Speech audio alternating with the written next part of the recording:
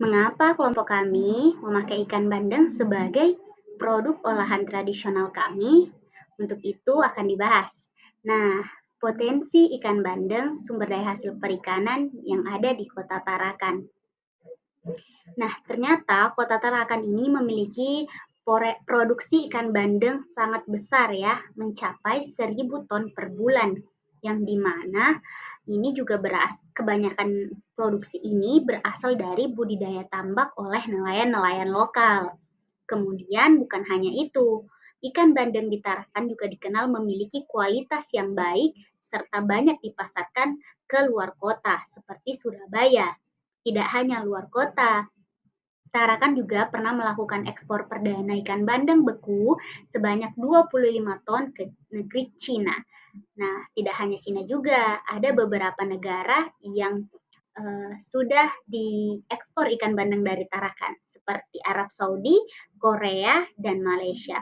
Wah, ternyata produksi ikan bandeng di Tarakan ini sangat besar.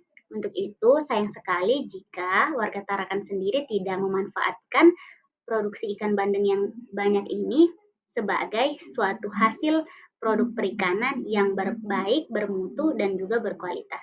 Untuk itu, muncul ide kami memakai ikan bandeng sebagai produk olahan dendeng ikan bandeng. Hilirisasi dan pengolahan produk. Pemerintah dan akademisi Kota Tarakan melalui Dinas Koperasi, UKM, dan Perdagangan menggelar pelatihan pengolahan ikan bandeng untuk pelaku UMKM dengan tujuan meningkatkan kreativitas dan daya saing dalam memanfaatkan hasil laut khususnya ikan bandeng. Ikan bandeng diolah menjadi berbagai produk yang memiliki nilai tambah dan dapat membuka peluang usaha baru seperti ikan bandeng asap, pentol ikan bandeng, empek-empek bandeng, dan juga dendeng bandeng. Apa itu dendeng ikan? Dendeng ikan adalah produk olahan ikan yang berbentuk pipi atau lempengan dan terbuat dari irisan ikan atau ikan utuh yang diberi bumbu dan dikeringkan. Kandungan air dendeng antara 15 sampai 50%. Bersifat plastis dan tidak terasa kering. Dendeng ikan biasanya digoreng untuk penyajiannya. Dendeng ikan bandeng adalah produk olahan ikan bandeng yang dipotong tipis, dibumbui rempah khas, kemudian dikeringkan melalui proses penjemuran atau pengasapan. Proses ini menghasilkan tekstur kenyal dan rasa gurih manis yang khas, menjadikannya alternatif hemat dan bergizi dibandingkan dendeng daging sapi. Baik, selanjutnya itu ada proses pembuatan dendeng dari ikan bandeng. Pertama-tama yaitu ada yang namanya pembersihan. Pertama yaitu dilakukan penyangan dengan cepat dan teliti. Kedua, sisik, sirip, dan insang dibuang hingga bersih. Ketiga yaitu ikan dicuci sebersih mungkin dengan air untuk menghilangkan darah dan lendir. Untuk isi perut dibuang pada saat pembentukan dan pencucian. Selanjutnya itu ada pembentukan dan perendaman. Pertama, belah bagian punggung ikan hingga pangkal ekor sampai membentuk seperti kupu-kupu. Kedua, mencuci ikan untuk dibersihkan dari senyawa atau bahan pencemar ikan seperti lendir, bakteri, dan organisme pembusuk. Ketiga, larutkan garam 20% atau sesuai dengan banyaknya ikan yang digunakan.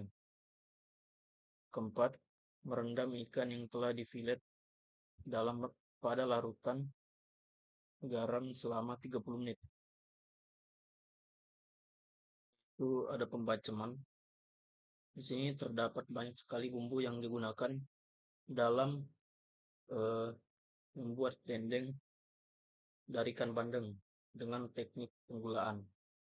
Yang pertama yaitu ada gula sebanyak 5 sendok makan, garam 5 sendok makan juga, asam jawa sebanyak 5 biji, ketumbar bubuk 2 sendok makan, laos atau lengkuas sebanyak 1,5 gram, jahe 0,5 gram, bawang putih 3 siung, bawang merah 8 siung, dan cabai merah 3 buah atau 3 biji.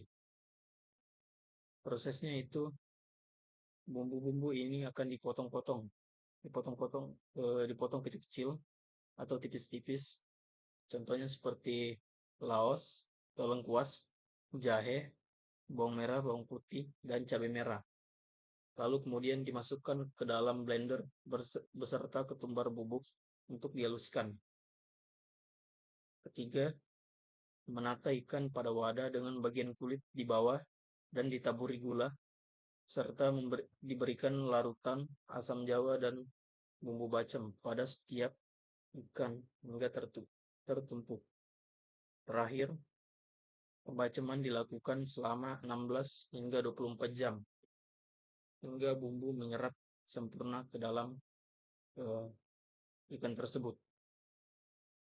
Oke, selanjutnya yaitu proses pengeringan. Proses pengeringan merupakan proses pengawetan dengan cara menghilangkan kadar airnya dan dilakukan dengan menggaringkan ikan yang telah diberi bumbu dan direndam. Pada proses ini kami melakukan pengeringan yaitu dengan cara menjemur ikan di bawah terik matahari selama 3-5 hari agar mendapatkan hasil yang benar-benar kami inginkan, yaitu menghilangkan kadar air dari tubuh ikan tersebut. Setelah proses pengeringan, kita lanjut ke proses pengemasan dan penyimpanan. Pada proses pengemasan, kita menggunakan kemasan plastik yang modern, dan juga pada proses ini kita harus memperhatikan kemasan yang kita gunakan. Diharapkan kita menggunakan kemasan yang cukup tebal untuk melindungi kerusakan fisik pada produk kita. Dan yang terakhir yaitu proses penyimpanan. Langkah penyimpanan dendeng sebaiknya disimpan pada suhu yang rendah, tetapi dapat pula pada suhu ruang. Manfaat dendeng ikan bandeng. Yang pertama ada kaya akan protein, yang kedua sumber energi, yang ketiga rendah lemak, yang keempat tahan lama, yang kelima kaya akan vitamin, dan yang keenam sehat dan bergizi. Kandungan asam lemak omega 3 dalam ikan bandeng membantu menurunkan kadar kolesterol jahat atau LDL dan meningkatkan kolesterol baik atau HDL, serta mengurangi peradangan dalam tubuh. Hal ini berkontribusi pada penurunan risiko penyakit jantung dan stroke. Omega 3 dalam ikan bandeng penting untuk perkembangan otak, meningkatkan daya ingat, konsentrasi, dan mencegah gangguan kognitif pada lansia, seperti demensia dan Alzheimer. Kesimpulannya, dendeng ikan bandeng merupakan inovasi kuliner yang mengubah ikan bandeng menjadi olahan praktis dan bernilai gizi tinggi.